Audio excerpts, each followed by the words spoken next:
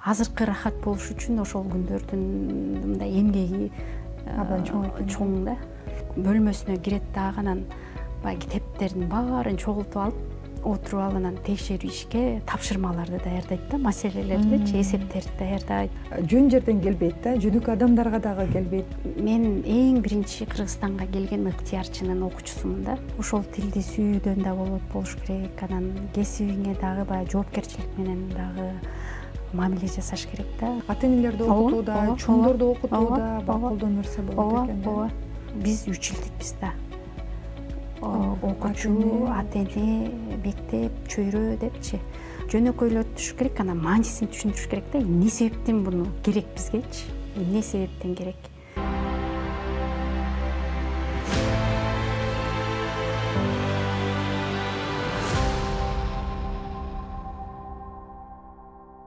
Саламатсыздарбы, урматтуу телекөрүүчүлөр, назарыңыздарда Умтул подкастын алып баруучусу мен Аклай Бакешова. Бүгүн биздин чыгарылышта билим берүү майданында көптөн бери эмгектенип келген эл аралык тажрыйбага ээ окутуучулардын окутуучусу Рай кызы Рахат айым.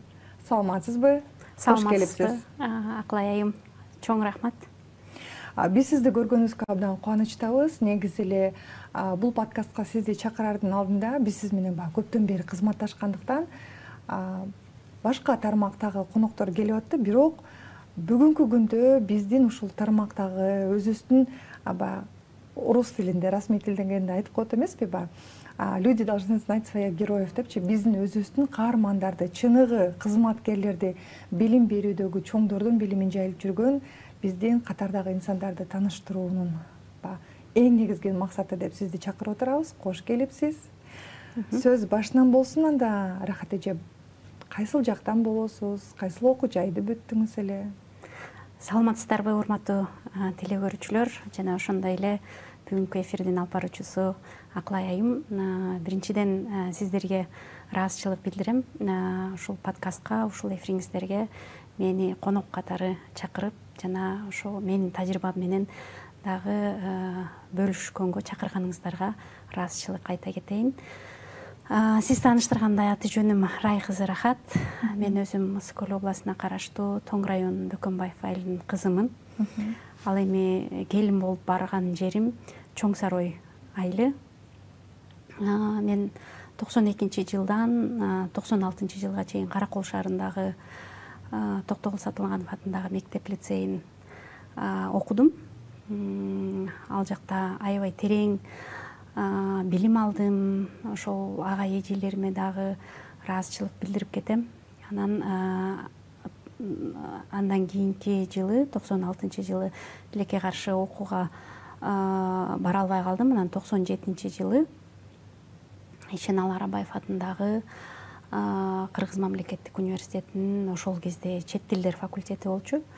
Ошол жакка тапшырып окудум. Ал эми 5 жылдан кийин баягы биздин чет тилдер факультети дүйнөлүк тилдер институту болуп, ошол институттун роман герман филологиясы деп аяктадым.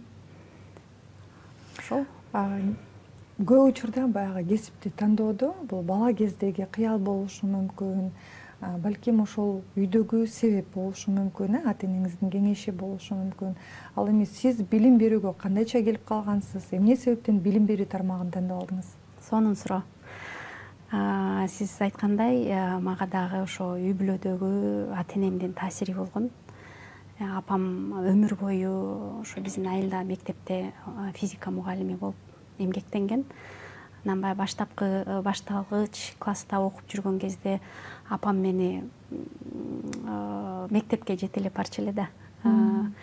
Баягы 1-класс, 2-класс кезибизде анан мектепке чогуу баратканда эле апам мага айта берчү да, сен кийин чоңойгондо мугалим болосуң депчи. Анан кичинекеймин да, ойлонгонумду эле билбесем керек. Анан макул мугалим болом деп, анан мен мугалим болом деп жүрдүм да. Анан эс тартып калганда апамды байкасам, окуучуларынан текшерүүшү алар да. Бөлмөсүнө кирет дагы анан баягы китептердин баарын чогултуп алып, отуруп алып анан текшеришке тапшырмаларды даярдайт да, маселелердичи, эсептерди даярдайт. Аны чыгарып чыгат кайрачы. Анан ошентип бир калп айтпайын жарым күнү кетет да ошого.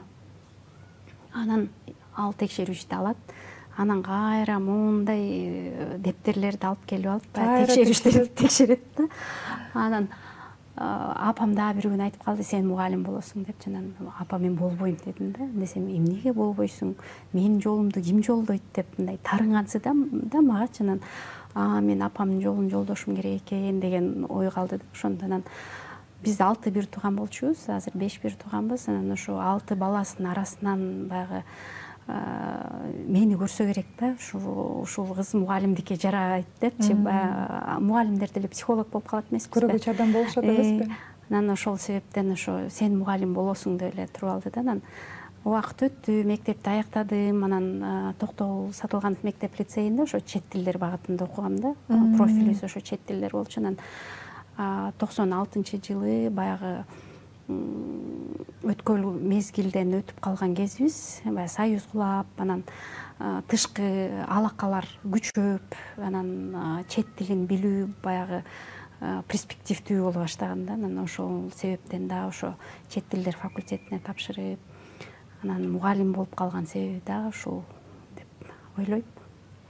Жакшы, абдан кубандырат. Мисалы азыр сиз айтып кетпедиңизби, баягы апам ошентип баягы көп түйшүктүү жумуш, мээнет болгондон кийин баягы сиз тараптан карап туруп, анан мен андай болгум келген жок.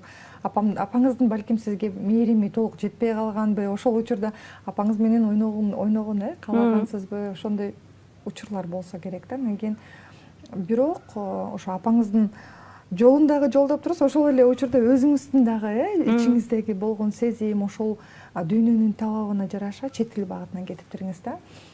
Сиз айтып калбадыңызбы, ошол учурда перспективдүү болчу депчи? Анан кийин алгачкы ошол мугалимдик тажрыйбаңызда, балким ишмердүүлүгүңүздө мындай сизге таасир калтырган же болбосо кандайдыр бир эсте калган учурлар болду беле? Ошо менен бөлүшүп кетсеңиз. Ооба, андай учурлар болду. 2002 жылы ошо Ишенал Арбаев атындагы Кыргыз мамлекеттик университетинин дүйнөлүк тилдер институтун аяктап жатканда, ошо бир март, апрель айлары болуш керек. Ошол кездеги ошо институттун директорунун орун басары профессор Гүлжан Кадыркуловна деген эжекейибиз бар эле да. Анан ошол эже бизге сабак берчү. Англиянын адабиятынан сабак берсе керек эле. Анан ошондо бизге мынтип сүйлөчү да, ошол эже кайрылчу. Вы мои без 5 минут коллеги дечү да, студенты дечү эмес, ушинтип кайрылчу да бизгечи. Анан ошо арабыздан, группадан арабыздан бир 5-6-9га сунуш берди да. Эжеке өзү сунуш берди. Бизде калып иштейле, силерге ишенебиз. Биз өзүбүздүн баягы бүтүрүүчүлөрдү бүтүрүп аткандан кийин бизге дагы ошо кадрларды алып калышыбыз керек, жаш кадрларды деп. Анан мен ойлонбостон эле макул болдум. Анан ошентип кафедрага калып иштеп баштаганда бир ай баягы сааттарды бөлүштүрүү, уюштуруу моменттери менен мугалимдер көбүнчө бошобойбуз да, ошол мезгил болду. Анан октябрлардан баштап ошол эжекебиз баягы жаш мугалимдер көп болчубуз. Ошол жылы бүткөндөрдүн арасынан бир 10дон ашык бүтүрүүчүлөрдү алып калган да. Ошол учурда жашыңыз канчада эле? Ошол учурда жашым 24-тө болсо керек эле, 23-24-тө болушум керек. Анан көп бүтүрүүчүлөрдү алып калып, анан бизден мурун да бүткөн бүтүрүүчүлөрдөн да бар болчу да. Анан жаштар кыскасы көп болчубуз. Анан биздин аркабыздан мындайча айтканда сая түшүп эле баягы өзүбүздүн үстүбүзгө иштегенге бизге мотивация алачу да. Анан өзүңөр издегиле дечү эмес, ал эжеке баягы фонддор менен мамиле түзүп келип, ошолордун тренерлерин алып келип бизге ар кандай воркшопторду өткөздүрүп, анан калтырбай катышкыла депчи, калтырбай катышкыла деп. Анан лингва билим берүү фонду бар, аябай мындай белгилүү. Анан билим берүү чөйрөсүндө дагы аябай салымдары зор да бул фонддун дагы. Анан ошол кезде мугалимдер үчүн, жогорку окуу жайынын мугалимдери үчүн, жаш мугалимдер үчүн курсу бар болчу, коммуникативдүү методика боюнчачы. Анан ал жака да өтүш кыйын болчу да. Конкурс шаар ичинде канча жогорку окуу жайы болсо, ошонун чет тилчи мугалимдери, англис тилчи мугалимдери бүтүндөй ошол конкурска катышчу элек да. Күтүп турчубуз. Ал жылына бир эле жолу болот, отборчу, бир эле жолу болот. Анан бул ошондо кайсы жылдары болот? Бул деген 2002 жылдарда. Анан фонддор жаңы келип аткан, жаңы баягы грант, Сорос фонду деген фонддор да бар эле да. Анан ошол фонддорго барып тапшыргыла, эгер өтүп калсаңар деп бизге неме кылчу да. 5 жыл институттан кетпей иштейсиңер дечү да. Ошол эжекени бизди ушинтип үйгөттөп, биздин үстүбүздөн баягы саморазвитие деп коет го, өзүбүздү өнүктүрүүгө мындай аябай далалаттанчу да. Силердин колуңардан келет. Ошол эле мезгилде мындай катуу да болчу, бирок ошол эле мезгилде биз менен тең атадай болуп, биз менен достой болуп сүйлөшчү да. Анан ошонусуна аябай суктанар элем да. Мен да ушул эжекедин даражасындай болуп жетсем, мен да тилим ушунчалык деңгээлде болсо, мен да ушундай сабактарды өтсөм, мен дагы коомго пайдам тийгидей болсо, өсүп келе жаткан баягы муунду окутуучуларга дагы ушинтип багыт көрсөтө ала турган болсом деп ошол кезде кыялданчу элем да. Ошол эжеге суктангам чынында ушул күнгө чейин эсимде. Эжеке менен баягы дагы деле баарлашып турабыз.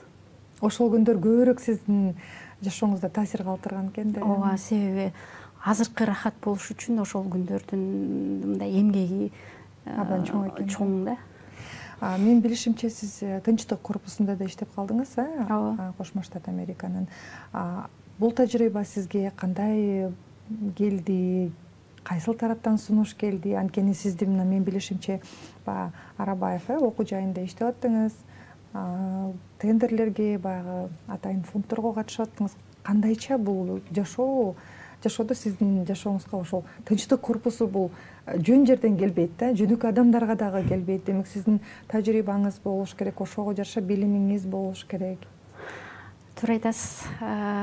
Ал да мага оңой жолдон келген жок. Тынчтык корпусу ушу мен мектепте окуп жүргөндө, лицейде окуп жүргөндө мен эң биринчи Кыргызстанга келген ыктыярчынын окуучусумун да. Ошол кезде Эрик Эверсмен деген келип, ошо биз чет тилдер багытын бүткөм деп атпайбы, ошо биздин классты алып окутту эле да. Анын сабак өткөнү, бизге болгон мамилеси биздин мугалимдерден аябай айырмаланып турчу да. Анан ошол дагы ого бетер мага чет тилдерге кызыгуумду арттырды деп да эсептейм. Анан Тынчтык корпусуна келип калган себебим бул конкурс жарыяланды дагы деле.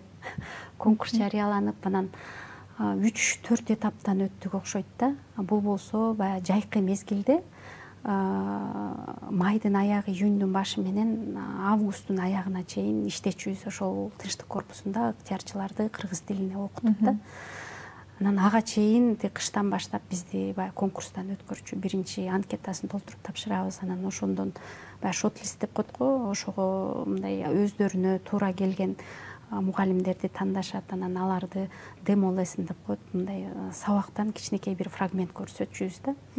Тилди кантип окутабыз. Анан кайра эле ошого ошо лингвадан алган жана коммуникативдүү методиканы окуган ошо пайдасы тийген да. Ошо коммуникативдүү методиканы аркылуу сабак өтүп, анан кийинки этабына өттүм. Кийинки этабы интервью деп коет. Анан анда болсо ошо ыктыярчыларда алар 2 жыл региондордо үй бүлөлөр, кыргыз үй бүлөлөрдө жашашат. Анан мектептерде англис тилчи мугалим болуп иштешет. Анан ар кандай кейстерге, ар кандай ситуацияларга кездешет. Анан ошол эле ошол ыктыярчылар кездешкен кейстерди алып анан бизге мындай психологиялык суроо катары ошондо кантип чыгат, ошол кейстен кантип чыгат деген суроолорду берчү. Демек сиз кыргыз тилин гана үйрөтпөстөн ошол эле учурда психологиялык дагы ошондой коомдо өзүн алып жүрүү, маданияты дагы жалпы үйрөтөт экенсиз. Ошондой болгон да. Анан салтты дагы көрсөтчүбүз. Атайын ошо маданият күнү болчу. Ошол маданият күнүнө ар бир группага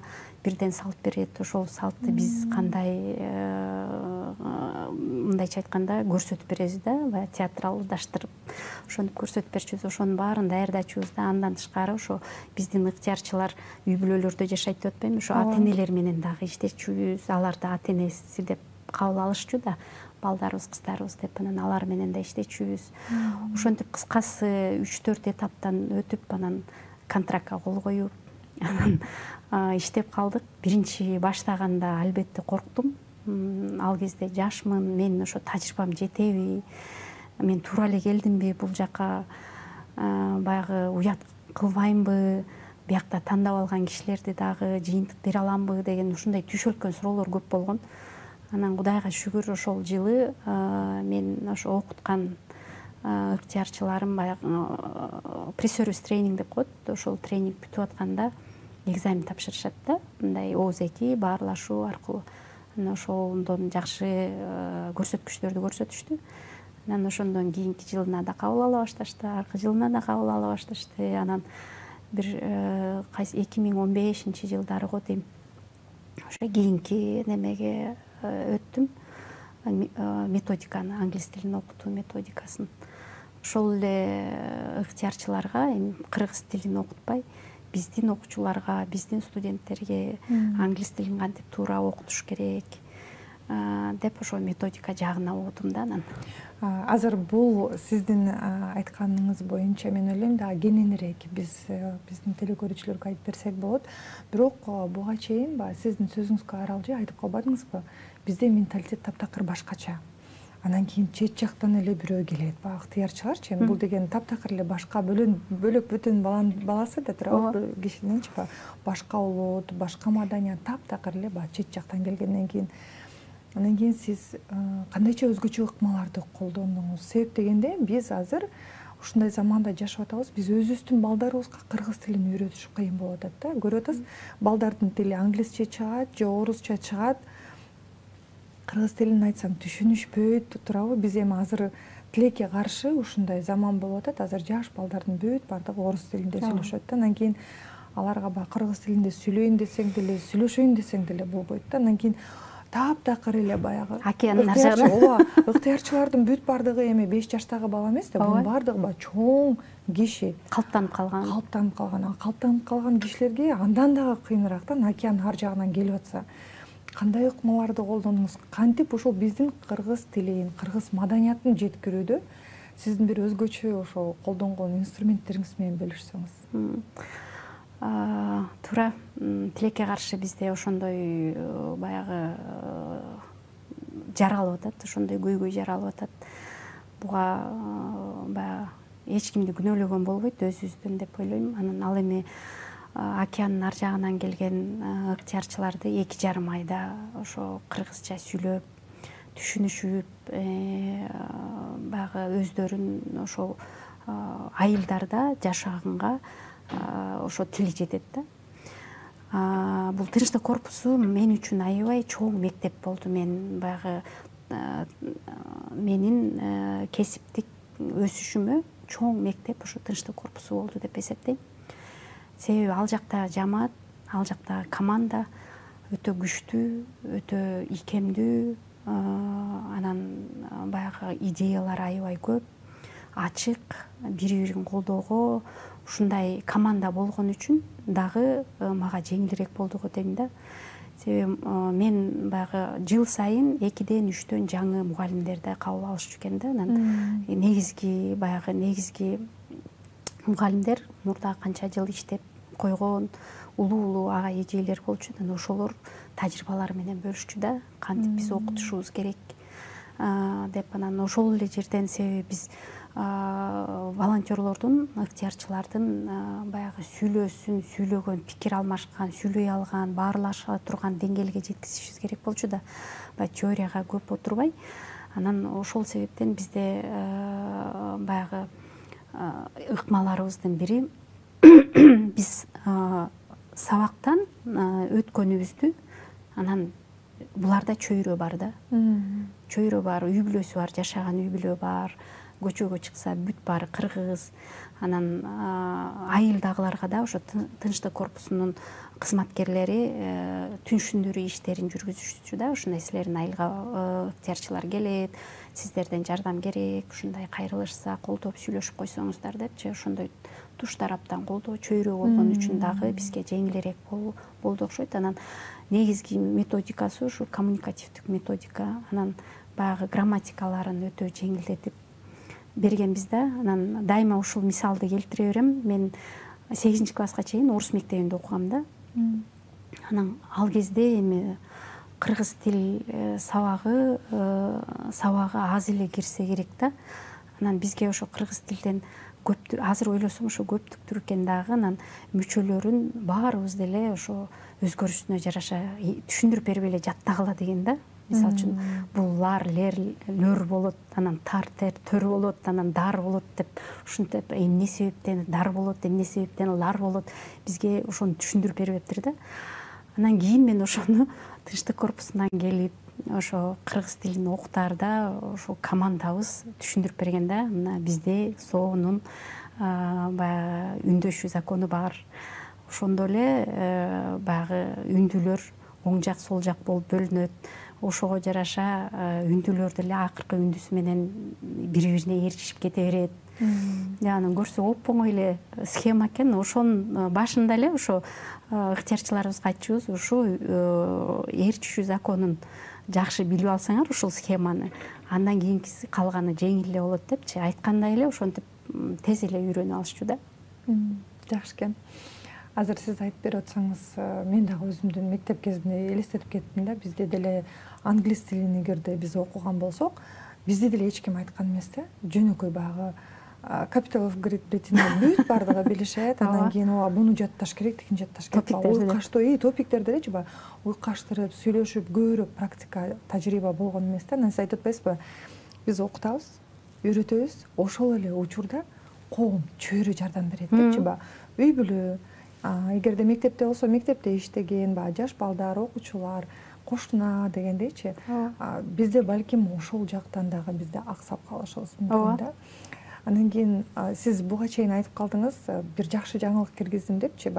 Кыргыз тилди ошол американецтерге үйрөткөндөй эле, ыктыярчыларга үйрөткөндөй эле, англис тилин башка бир ыкма менен, методика менен үйрөтүү.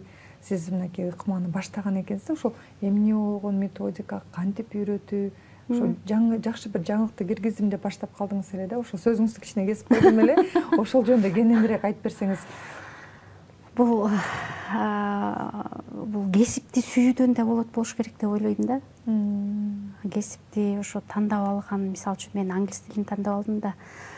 Ошол тилди сүйүүдөн да болуш керек. Анан кесибиңе дагы баягы жоопкерчилик менен дагы мамиле жасаш керек да. Анан ошондо дагы баягы окутуп аткан окуучуларың болобу, студенттериң болобу, ыктыярчыларың болобу, алар дагы ошондой мамиле жасашып, анан мындай жөнөкөй, анан жакшы татаалдаштырбай, жөнөкөйлөштүрүп берсе жакшы да. Мисалы үчүн мен мектепте окуп жүргөн кезимде баягы англис тилин окуганда эле эрежелерди жаттата беришерлер да. Жана топиктерди, экзамендерди ошолорду айтып берип эле, мээзи эмне жөнүндө сөз болуп атат билбей элечи.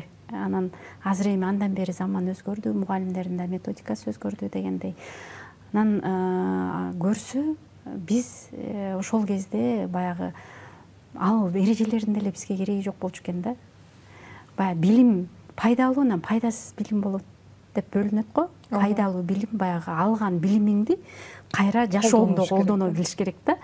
Биз ошо алган билимибизди колдоно албай эле ошо эреже түрүндө эле калып калчу экен да. Анан мен болсо баягы эң алгач эле жөнөкөй эле жалтак тил менен эле айтам да, эмне себептен керек бул грамматика да. Эмне себептен керек, кайда колдоно алабыз, кайсыл учурда колдоно алабыз деп ошону түшүндүрүп бергенден кийин, биз могу учурларда колдоно ала турбайбызбы деп, анан ошо грамматикасын түшүндүрүп берип, анан лексикасын бергенден кийин эле, анан акырындан эле ошо бир сабактын ичинде өзү жөнүндө, өзүнө тиешелүү жөнүндө бир 5-6 сүйлөм айтканга жарап калат да. Бул баягы деңгээлдерине жараша болот. Баштапкы деңгээлде ушу 5-6 сүйлөм бериш бул өтө чоң жеңиш болуп эсептелинет да. Анан жанагы ыктыярчыларды окутканда дагы бир өзгөчөлүгүбүз мындай болчу да. Мисалы үчүн ал кезде мен 2007-жылдары, 8-жылдары иштедим да. Ал кезде супермаркеттер жок эсе болчу. Анан базар, дүкөн болчу да. Анан биздин темаларыбыз бар болчу. Базарда, дүкөндө деген темаларыбыз, дагы башка мектепте деген, жумушта деген темаларыбыз бар болчу. Анан ушу дүкөндө деген баягы айылдарда жашайбыз да. Ушу Чүйдүн бир көбүнчө Ысык районунда, Сокулук районунда иштедик да. Анан ушу кичинекей айылда ал кезде комок же павильон да. Ооба.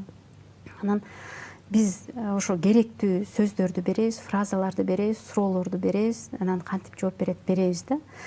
Анан бизден алып, үйрөнүп, туура айтып, так айтып, кыйналбай айта турган, мындай шар айта турган немеге жеткенде, анан баргыла эми дүкөнгө барып, сен мону сатып кел.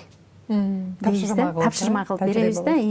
Анан мисалы үчүн баарын бир дүкөнгө жиберчү эмеспиз. Группада кичинекей эле да 4-5 эле ыктыярчылар. Анан эгерде 4-5 дүкөн болсо, ошо 4-5 дүкөнгө жиберүүчүбүз да. Ар бирин бөлүп туруп, сен муну сатып келесиң, сен муну сатып келесиң. Жок дегенде баасын сурап кел депчи. Баягы жаңы бекен, жаңы эмес бекен, сроогу өтө элек бекен деген сыяктуу өздөрүнө керектүү сөздөрдү берип, анан барып баягы башка түштө байтал жорго дегендей, анан аргасыздан кыргызча сүйлөшүш керек да. Дүкөнчүлөр англисче билбейт. Алар орусча сүйлөсө булар түшүнбөйт. Анан ошентип отуруп анан тилдери чыгат да.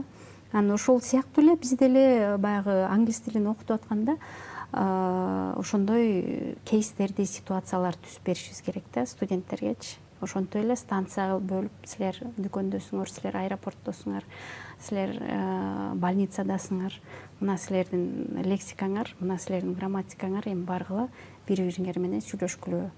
Ушу өз ара эле практика кылып койсо болот экен. Анткени бизде чөйрө жок да, ал чөйрө жок. Чөйрө жок. Чөйрө жок, ошол себептен ошо классты эле пайдалана алабыз. Классты пайдалана алабыз. Анан эгерде ошо тынчтык корпусунун ыктыярчылары келип калса, аларды пайдаланышса болот. Анан бирок тилекке каршы Кыргызстанда 2000ден ашуун мектептер бар. Анан анын баарына ыктыярчылар жетпейт. Анан ошентип баягы кырдаалдан чыгышыбыз керек да. Демек, азыр мынакей сиздин сөзүңүздү угуп отуруп ойлодум да. Демек, кандай гана иш болбосун, кандай гана окутуу болбосун, жөнөкөйлөштүрүш керек. Жөнөкөй, жалпак тил менен жеткирүүгө аракет кылыш керек. Жөнөкөйлөтүш керек, анан маанисин түшүндүрүш керек да. Эмне себептен буну керек бизгечи? Эмне себептен керек? Анан ошо баягы максатын билгенден кийин аны кабыл алыш да оңой да. Анан мен мектепте окуп жүргөндө мугалимдерим мынтип айтып калышы да, азыркы тема эң оор тема. Кунт коюп уккула. Эгер ушуну жакшылап угуп албасаңар, түшүнбөй каласыңар, анан кийинки теманы да түшүнбөйсүңөр деп ушунча эле да. Анан ошондо эле уже бизге баягы подсознаниябызга кетет да. Болду, мен муну отличниктер түшүнөт, мен мисалы үчүн мээм кабыл ала албайт деген да неме кетет да, баягы сигнал кетет да. Өзүбүздү ынандырып коебуз да. Ошентип ынандырып коебуз да, анан кандай кылса дагы чынында аны кабыл ала албай калабыз да. Ошону наоборот тетирисинче бүгүнкү тема эң кызыктуу, силердин жашооңорго керек. Бул жакка барсаңар колдонсоңор болот, дипломаттар менен сүйлөшсөңөр колдонсоңор болот. Чет өлкөгө барганда профессорлоруңар менен ушинтип сүйлөшсөңөр болот десе, бул уже мотивация да. Мотивациядан баягы студенттер ушуга керек экен бизге деп анан алар кунт коюп уга башташат да. Чындыгында бизде ошо мугалимдер келип эле бүгүн эң кыйын тема, оор тема, ушуну жакшылап мээңерге киргизип алгыла деп туруп анан анча мынча урушуп койгон учурлар дагы болот эле да. Андан кийин балдарды окутуу бул бир, анан ошол эле учурда коомдо көп учурда баягы мектепке таштап коюшат да. Мектепке же университетке жоопкерчиликти ата-энелер таштап коюшат да. Мынакей бул эмне жаман, эмнеге балаң начар окуйт же болбосо бир кандайдыр бир окуу жайга өтпөй калса же жумушка кирбей калса, бул эжекеси жаман болчу, мектеби начар болчу. Мына ошол себептен менин балам ушундай болуп калды. Анан кийин тиги мектепке киргизе албай калдым, бул мектеп мына ушундай деп көп учурда жоопкерчиликти мына ошол окуу жайларга таштап коюшат да ата-энелерчи. Бирок билип атабыз азыркы мынакей биздин ушу чоңдорду окутууда мен дагы 1-2 тренингиңизге катышып калдым эле, баягы ата-энелер мектеби боюнча дагы көп учурда ошо мектеп эмес, ата-эненин таасири абдан чоң экен да. Мына ошол эле биз айтып атпайлыкпы? Бүгүн сонун тема, кызыктуу болот, силердин жашооңордо мынакей сөзсүз керектелет. Мына ушинтип туруп анан баягы теманы өздөштүрүп башташат да. Үйдөн кетип атканда дагы бир эмес бизде деген бир күндө 6 сабактан болот да.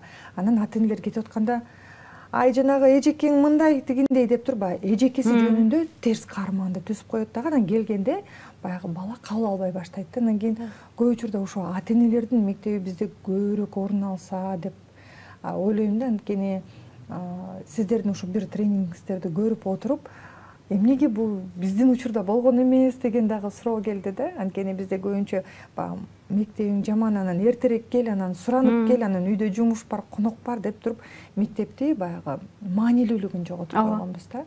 Анан кийин сиз дагы ошол биздин коомдук фонд ЦИТОдо дагы тренерлик кызматты аркалап келесиз, ыктыярчы дагы болуп келесиз деп сөзсүз түрдө белгилеп кетиш керек. Анан кийин ушул коомдук фондко кандай келип калдыңыз эле? Анан кийин ата-энелер мектеби боюнча дагы бөлүшүп кетсеңиз. Рахмат. Бул ЦИТО коомдук фондко чынында ошо Кудайдын буйругу дегенге ушундан ишенем да. Кудай буйруп койсо, буйруп койсо арга жок экен деген сөз бар го.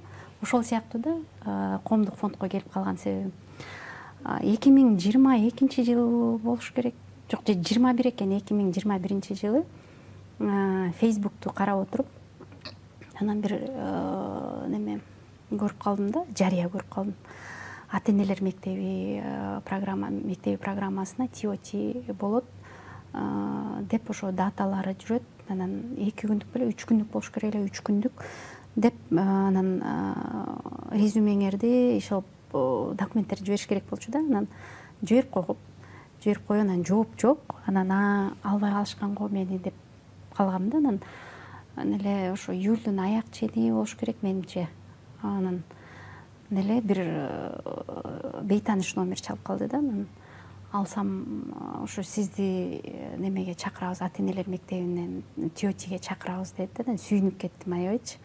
Бул ата-энелер мектеби мен үчүн кызык болгону ошол кезде улуу кызым өспүрүм уракта болчу да. Баягы өткөл мезгили болчу. Анан мен чынында жол таба албай аткам, мындай кантип коммуникация кылам депчи.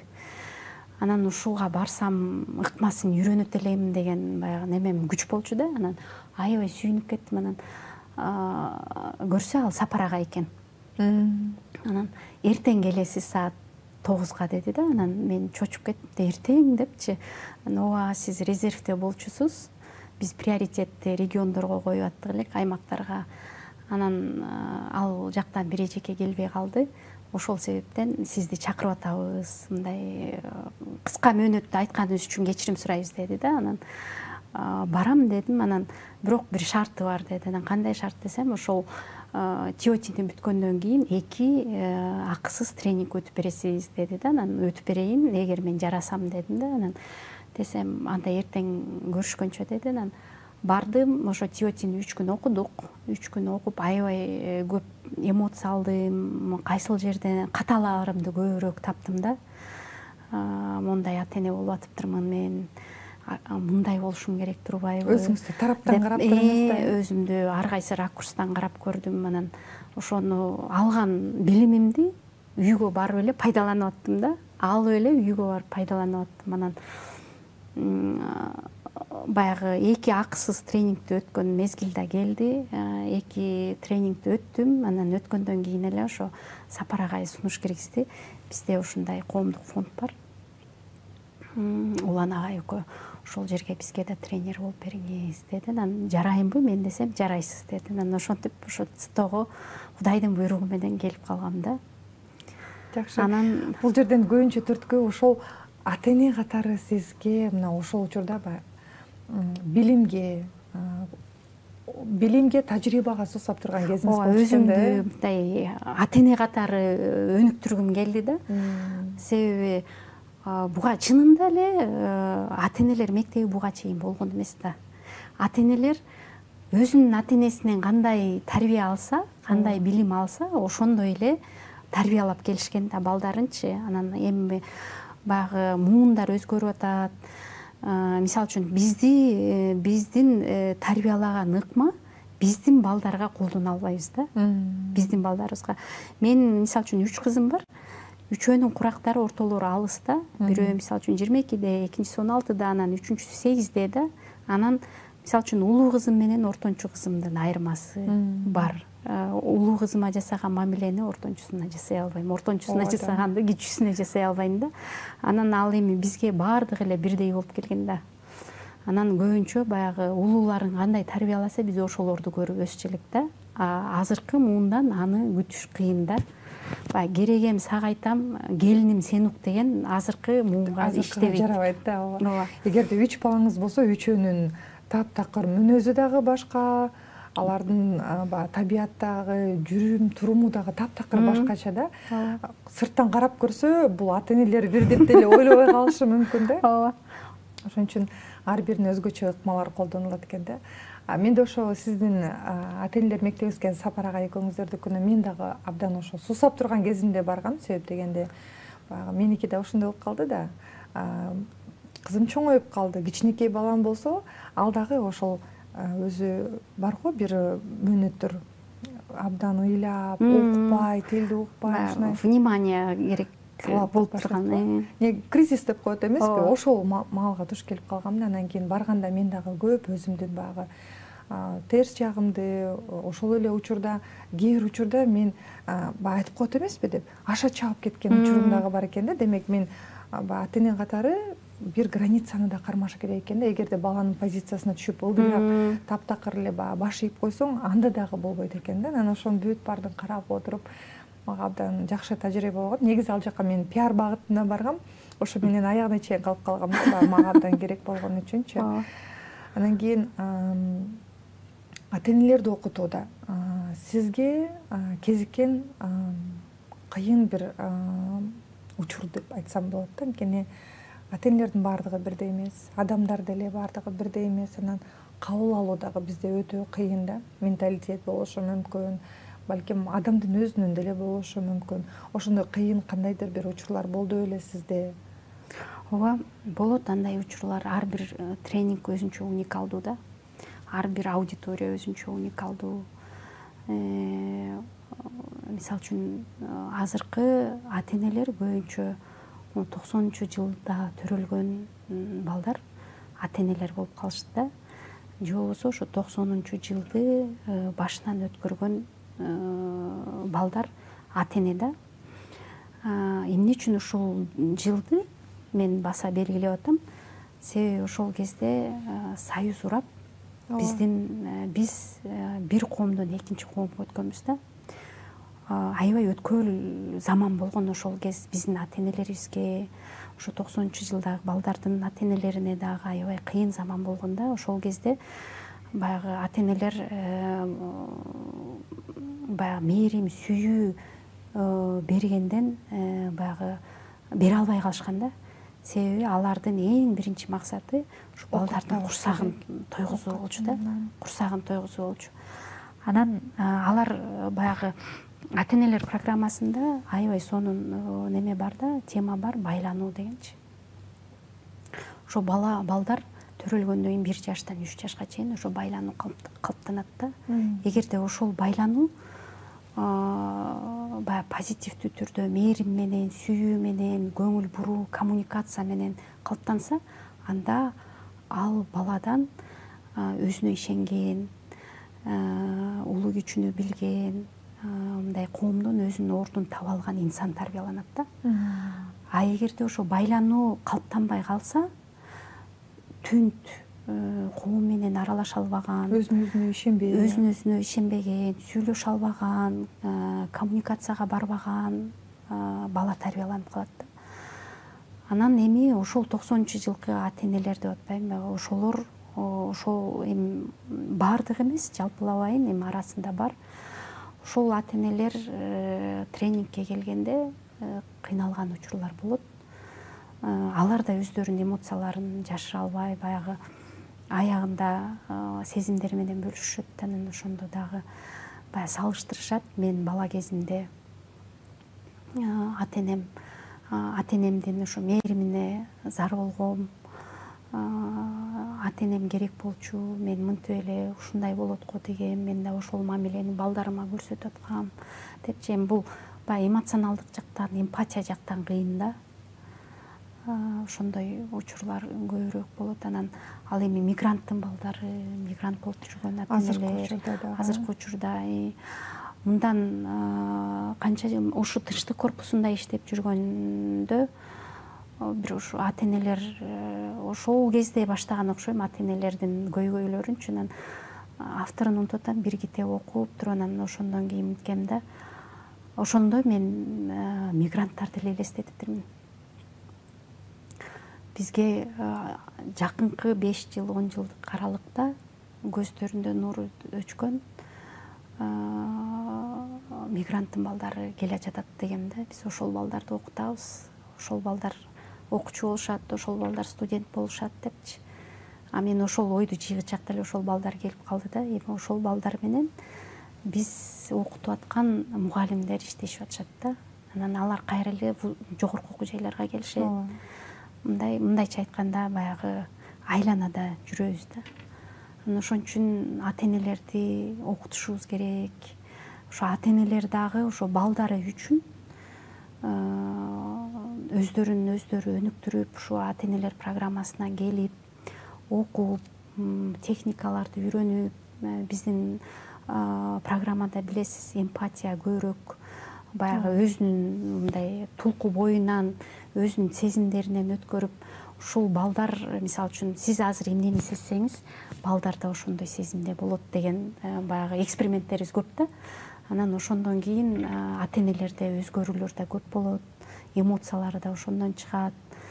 Анан мен ойлойм, ушу негизи эле ушу ата энелер программасын биз азыр ЦИТОдо эле кайнап атпайбызбы? Мастер-класстарды өтүп атабыз.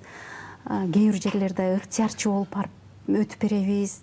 Анан ошолорду мындай улуттук деңгээлге чыгарсак, эгерде биз улутту улут катары сактай калышыбыз керек болсо, анда ата энелер дагы аябай ополтоодой эмгек кылыш керек да.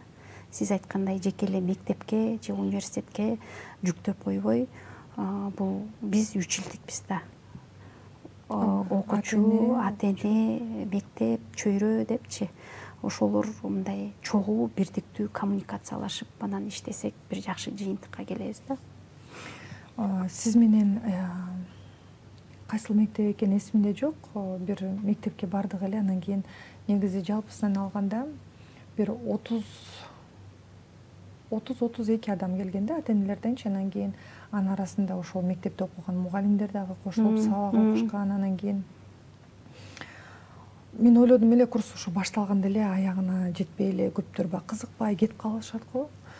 Тескерисинче баягы кошунасын ээрчитип келип, ошол эле ата энелер дагы кошумча болобу, биз келбей калдык, анан кийин абдан кызыктуу болгон турбайбы деп калат. Анан кийин эми Рахат эже бирөө, Сапар ага же болбосо ЦИТО коомдук фонду, бул баягы чын элүү гана адамдардан турат да. Анан кийин ушул азыркы учурда мектепте иштеп жаткан билим берүү тармагындагы сиздин өзүңүздүн кесиптештериңизге кандай кеңеш берет элеңиз? Себеп дегенде бизде баягы бүткүл Кыргызстан окуп атат. Анан көп учурда мугалимдер келип эле ошо баладан эле тарбияда талап кыла берет да. Сен минтиң тигинтиң депчи, балким ал баланын башында үйгө барып баягы фасолум эмне болуп атат, тиги жакта картошкам күйүп кетти, азыр барып бөбөгүмө тамак берем. Балким анын башында баягы чоңдордун түйшүгү турган чыгар да. Ошон үчүн балдарды билимге тартуу үчүн, ата энелер менен тыгыз байланышта болуш үчүн мугалимдерге кандай кеңеш бере алат элеңиз? Жана айтып кетпедимби? Бул өз кесибин чын дили менен сүйүш керек да, жүрөгү менен сүйүш керек. Жүрөгү менен сүйсө, ошол сабагын сүйүү менен өтсө, бала дагы ошого студент болобу, окуучу болобу ошондой мамиле жасайт да, биринчиден. Ал эми экинчиден, баягы мугалимде өтө күчтүү эмпатия болуш керек. Сиз айткандай, балада ошондой көйгөйлөр болушу мүмкүн да. Баягы бизде тренингде бар вовлеченность дегенчи. Кыргызчасын таппай атам, ошон үчүн кечирим сурайм, вовлеченность деп колдонуп атам да. Эмоционалдык жактан дагы вовлеченность болуш керек да. Менталдык жактан дагы вовлеченность болуш керек. Анан физикалык жактан дагычы. Анан көп учурда ошо сабак өтүп атканда физикалык жактан вовлеченность ошол жерде отурат, бирок ментально тил жакта картошкада жүрөт, уй кайтарып жүрөт, ошол жакка кетип калышы мүмкүн да. Ал үчүн баягы биздин дагы техника бар. Концентрация внимания чоң кишиники 15 мүнөткө чейин эле. 15 мүнөттөн кийин абалды өзгөртүш керек. Анан мугалимдер дагы ошол ыкманы колдонуп туруш керек. Ошол ыкманы улам баягы абалды өзгөртүп туруш керек да. Себеби чоң киши 15 мүнөткө чейин угалат. Сизге көңүл буралат да. А 15 мүнөт өткөндөн кийин жанагыдай картошка, мал, дагы башка көйгөй, садиктен алыш керек деген сыяктуу көйгөйлөр келе берет да. Ошондой абал түзүлүп баратканда эле биз абалды өзгөртөбүз да. Абалды өзгөртүп, анан уже кайра фокусту биз сабагыбызга алып келип алабыз. Бизде 45 мүнөт отурушат да. Бул мектептерде. Чоң окуу жайларда 1,5 саат отурушат да. 1 саат 20 мүнөт отурушат. Ошонун дагы ошо бизде мындай неме бар да. Агым бар. Ошол агым, ар бир агым баягы 15 мүнөт да. Мисалы үчүн өзгөртүш керек ар 15 мүнөт сайын. Ал эми мектептерде окуучулардыкы чоң кишиники 15 мүнөт болсо, окуучулардыкы 7-8 мүнөт болушу мүмкүн да. Ошо ар бир 7-8 мүнөт абалды өзгөртүп туруш керек. Анан биздин тренингке келгенде көбүнчө мугалимдер айтышат да, биз 40 мүнөттүн ичинде кантип жеке мамиле жасай алабыз. Класста балабыз 30 болсо, 40 болсо, мисалы үчүн шаардын мектептерине 45-50гө чейин барат да. Биз 50 балага кантип жеке мамиле жасай алат элек дешет да. Ал эми ошо тренингди аяктагандан кийин, геймификация деген тренингибизди аяктагандан кийин ошол суроолоруна биринчи күнү суроо бергендерине аягында 5-чи күнү өздөрү жооп беришет да. Ушинтип эле койсок болот турбайбы дешипчи. Анан көбүнчө ошо биздин агымды аябай жактырышат да. Ушул агым аябай жакшы келген деп. Анан геймификация өзү гейм англис тилинен алганда баягы оюн аркылуу деп атпайбызбы?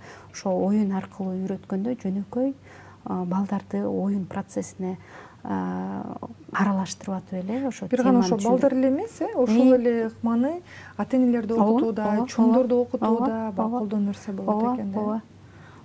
Баарына бул универсалдуу методика да.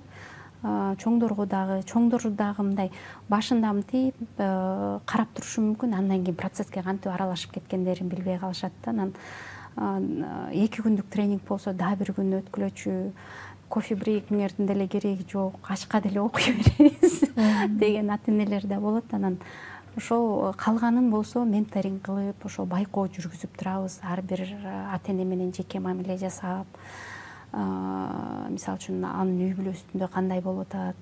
Эгерде чынында психологдордун жардамы керек болсо, биздин фонддо билесиз, психологдор да бар, ошо психологдор менен байланыштырабыз. Анан алар анда психологдор менен иштей башташат да. Биз болсо болгон баягы коммуникация, мамиле техникаларын берип, эмпатия кылып, анан баягы коомго пайда тийгизгенге аракет кылып атабыз. Коомго пайда тийгизгенге деп калдыңыз. Сиз ошол коомго пайдаңызды байма-бай тийгизип келесиз. Чоңдорду окутуп келесиз, ошол ыктыярчылар болобу, Roots программасы болобу, мисалы мынакей ата энелер мектеби ар тараптуу. Сиз мисалы азыркы учурда чоңдор менен, мисалы балким бул окуу жай болбосо деле мүмкүн, балким ата эне болушу мүмкүн. Чоң дегенде баягы чоң жаш курагындагы балдары менен мамиле түзүүнү дагы көптөр кыйынчылык туудурат. Балким ошо кайнене келиндин деле ортосу болушу мүмкүн. Бунун бүт бардыгы ортодогу коммуникация, алардын сүйлөшүүсү, алардын жүрүм туруму, анан кийин алар ыкташып, журулушуп бир калпка келиши да. Анан кийин ошо негизги 3 баалуулукту айтсаңыз. Негизи эле мамиле кылууда же окутууда кайсыл баалуулуктарды сиз сунуштайт элеңиз? Баягы мамиле курууда же коммуникация деп атпайсызбы? Ошондо мен активдүү угуу техникасын сунуштайт элем да. Мунун да интернет айдыңдарында деле бар техникалары. Ошол жактан да көрүүчүлөр кызыгып көрүшсө болот. Бул да универсалдуу техника. Биз муну ата-энелер программасына да колдонобуз, чоңдорду жана геймификация тренингибизде да колдонобуз. Баягы баарлашып аткан адам экинчи тарапты уга билиш керек да. Укканда да жөн эле уга бербей, ошол техникаларды колдонуп, башын ийкеп, көз караш байланыш кылып, кайра чагылдырып, ушундай кылып укса, баягы бала менен эненин ортосунда, кайнене менен келиндин ортосунда, күйөө менен аялдын ортосунда дагы мындай мамиле кыйла өзгөрөт да. Анан ушул техникаларды биз да айтабыз, бул жеке эле балдарыңыздар үчүн эмес, окуучулар үчүн эмес, бул абысындарыңыздар менен колдонгула, үй бүлөңүздөр менен колдонсоңуздар иштейт депчи. Анан ушул биринчи кеңешим ушул. Анан экинчи кеңешим баягы кайтарым байланыш алып туруш керек да. Мисалы үчүн биз окутуп аткан мугалимдер окуучуларын, студенттерин окутушат да. Анан алар бизде деген көбүнчө кайтарым байланыш качан чейрек аяктап атканда, эми эгер жалпылап атсам кечирим сурайм, чейрек аяктап атканда же болбосо баягы кышкы жайкы семестр бүтүп атканда да, ошол кезде баягы суроо алышып анан жооп беришет да. Ошого чейин созбой эле баягы жетишкен күчтүү жактарын, анан жетишпей аткан жактарын баягы сунуш иретинде, анан кайсы материалдарды окуса дагы ушул деңгээлге жетиш керек деп кайтарым байланыш жасап турушубуз керек да. Анан аны сын пикир катары эмес, сен ушул жагың слабый, сен ушуну окубай койдуң, канча жолу сага какшадым дебейчи, ушуну мындай акырын айтып, күчтүү жагын баса белгилеп туруп, анан муну окусаң дагы сага пайдалуураак болот беле десеңиз, уже бала окуганга кызыктар болот да.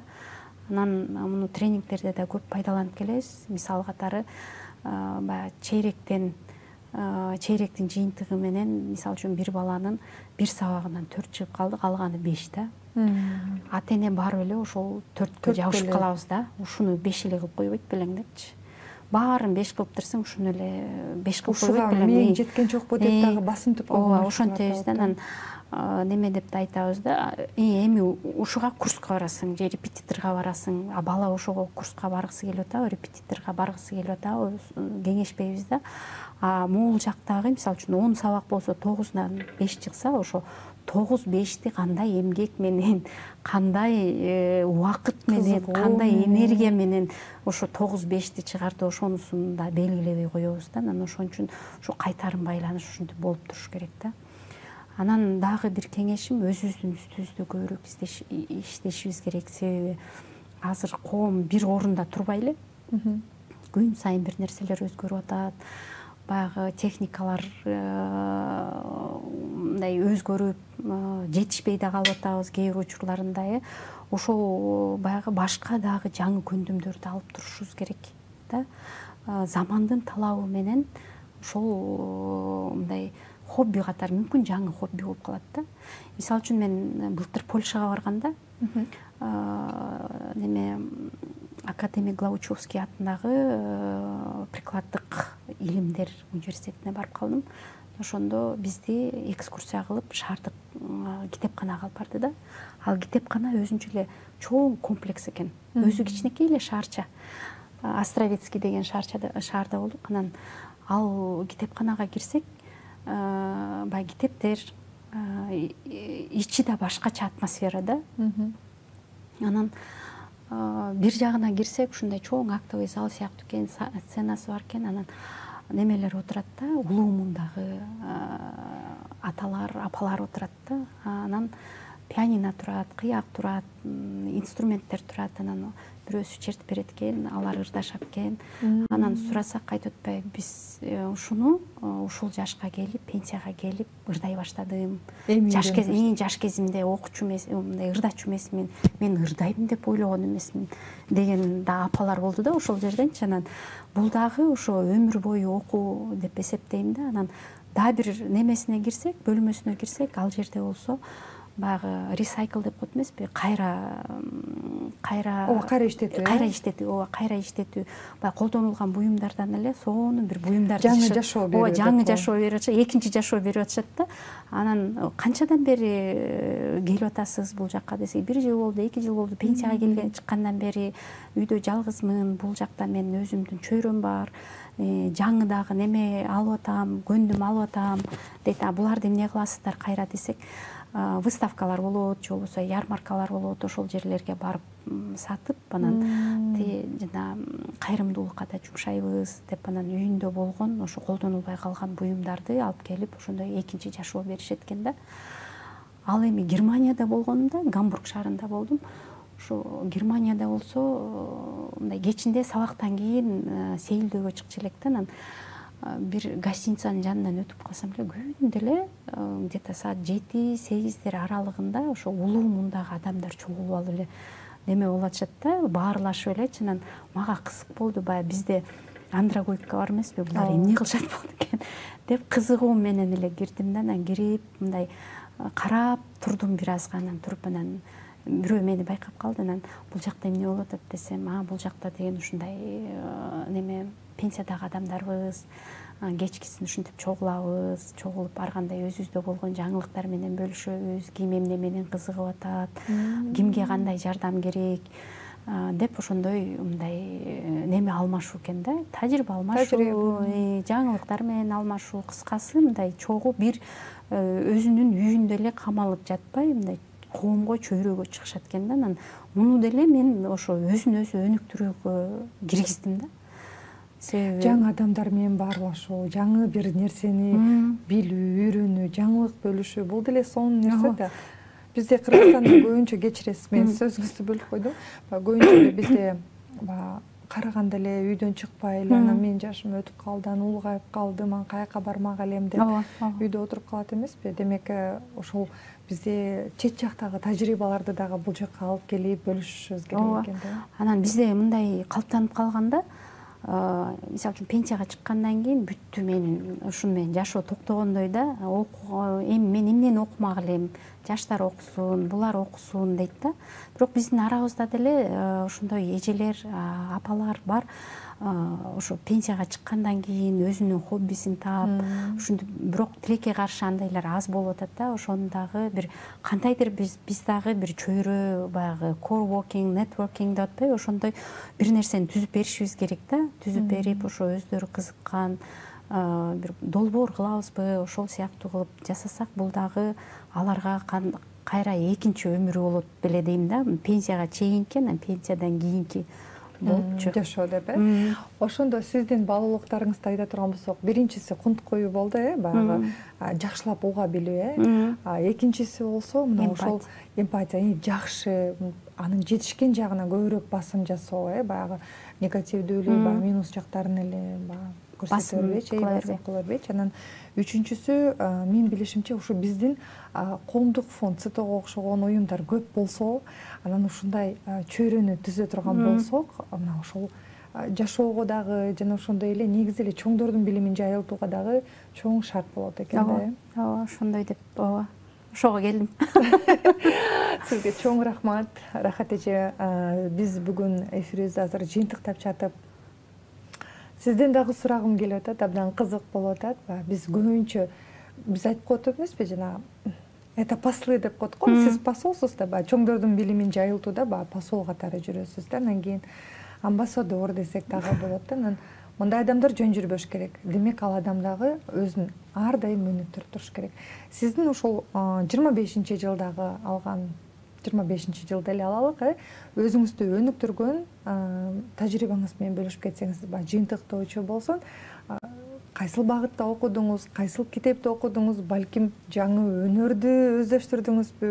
ошол эле жанагы пианино деп атасызбы, ырдаппы, балким китеп болушу мүмкүн, өзүңүзгө жаңылык кылып ачтыңызбы, бөлүшүп кетсеңиз.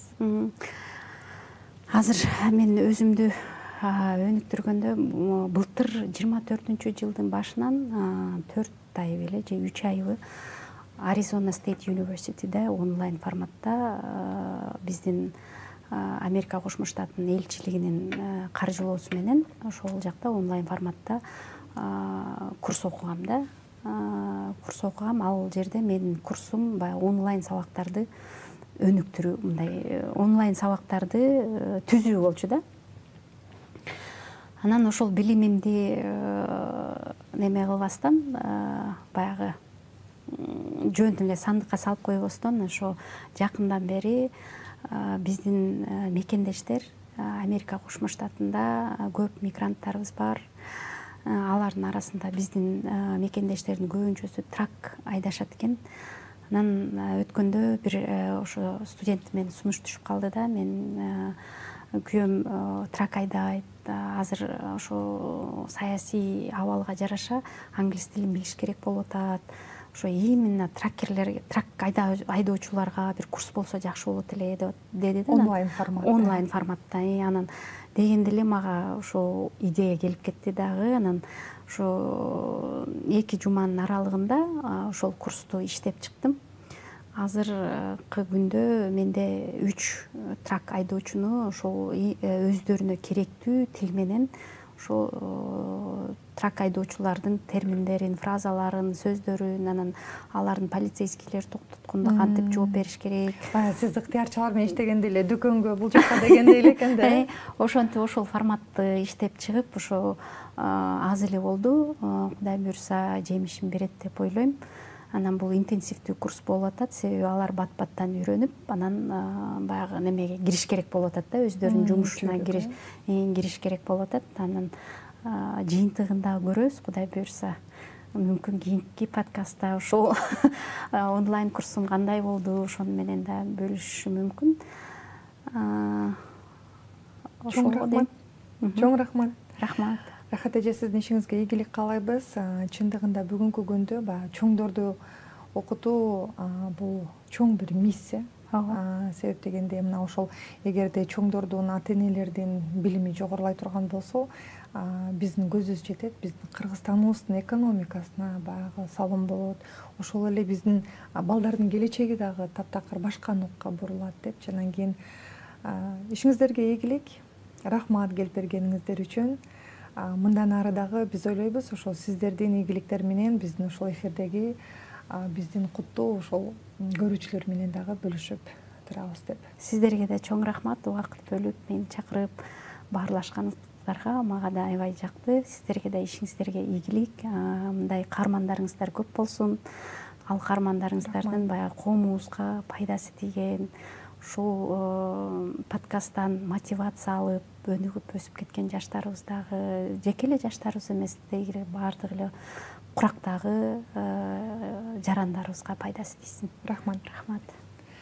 Урматтуу телекөрүүчүлөр, сиздердин назарыңыздарда Умтул подкаст болду. Билим берүү бул бир гана жөн гана тармак эмес, бул деген мына ушул жаатта чоң бир миссия экенин бүгүнкү биздин студиябыздын конугу Рай кызы Рахат айым айтып кетти. Саламатта калыңыздар, биздин Умтул подкастты көрүп туруңуздар. Эгерде сиздерге пайдалуу болгон болсо, сөзсүз түрдө мына жактырууну басып коюңуз дагы бөлүшүңүз. Саламатта калыңыздар. Кызматта Акылай Бакешова болду, Умтул подкаст.